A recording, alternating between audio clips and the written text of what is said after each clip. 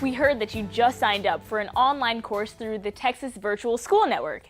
Listen up because we've got some great study tips. To be successful in online learning, one of the most important study skills is knowing how to Communicate with your instructor and online classmates.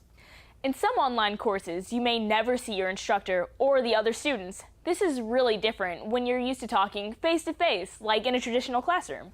And because it's online, you might think taking this course is going to be easier. Not so.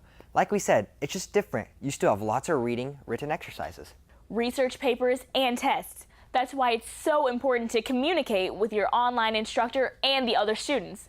There are several ways to communicate: by email, chat rooms, and discussion boards, even calling.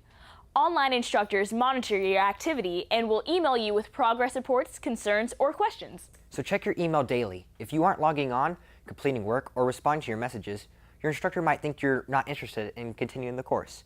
Now, one thing about email, it can waste a lot of time. As you get to know your online classmates, your inbox may fill up with messages that have nothing to do with your studies. It's not cool when you overlook an email from your instructor on a new assignment because you had so many emails from other students about who watched what TV show last night. So, what did you watch last night? The solution to this email overload is to set up 2 email accounts, one for your studies and one for your personal use. It's up to you, but it can make things easier when you're trying to communicate with your instructor and classmates about coursework.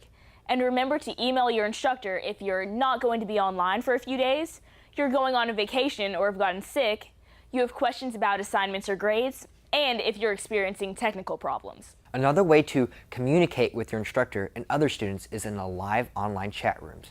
They're awesome. You get to read about different viewpoints, share your knowledge, and ask questions. But watch out for people who can get too chatty. It can be easy to get off topic when you should be completing assignments. You don't need to know what I watched on TV last night.